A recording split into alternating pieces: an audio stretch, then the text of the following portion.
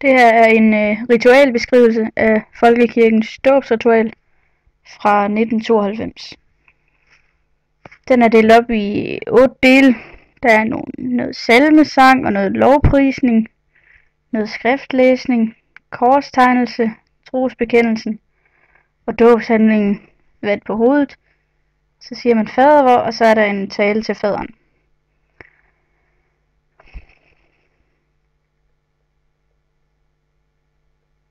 Yes.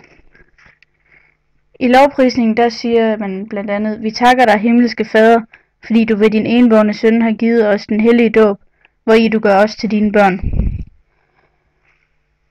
Det siger altså, at Jesus han var Guds søn. Jesus han blev døbt, og hvis børnene bliver døbt, så bliver de også til Guds børn.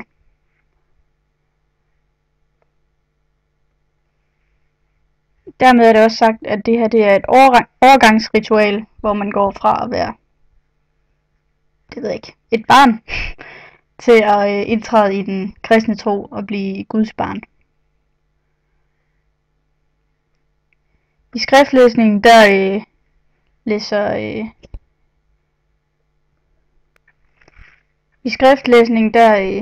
læser præsten nogle skrifter op, og der siger han blandt andet, at Jesus sagde: Gå derfor hen og gør alle folkeslagene til mine disciple, i det I døber dem i faderens og søndens og helligåndens navn, og i det I lærer dem at holde alt det, som jeg har befalet jer, og se, jeg er med jer alle dage indtil verdens ende. Her siger Jesus altså, at disciplene på børnenes vegne skal indputte dem i den kristne tro og døbe børnene og opdrage dem i den kristne tro, og så lover Jesus at være med dem til deres dages ende. Eller ikke til deres dages ende, til deres verdens ende. Så kommer trosbekendelsen. Her kan man sige, den første linje, der plejer man at sige: Vi forsager djævlen og alle hans gerninger og alle hans væsen. I dåbsritualet er det så lavet om til et spørgsmål, så der bliver sagt: Forsager du djævlen og alle hans gerninger og alle hans væsen? Og det er jo så egentlig et spørgsmål til barnet, men det er så forældrene, der svarer på barnets vegne og siger ja. Og dermed så er det også, det er jo ligesom Jesus bad disciplene om at døbe børn og opdrage dem i den kristne tro, så bliver forældrene nu bedt om at døbe deres børn og sige ja til den kristne tro på deres børns vegne.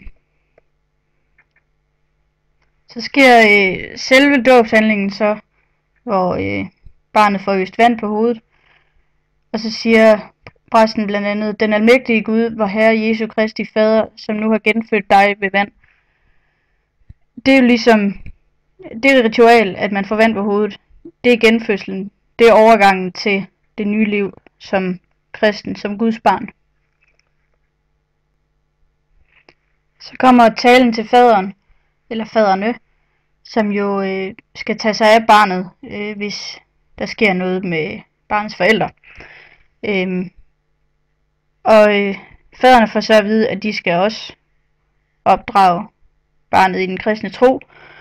Og så bliver der sagt: For at det må blive i Jesus Kristus, ligesom det nu ved dåben er indpodet i ham.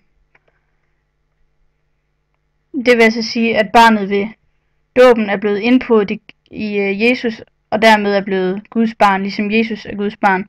Og faderne skal så sørge for, at det bliver ved med at være Guds barn, ved at opretholde den kristne tro i dem.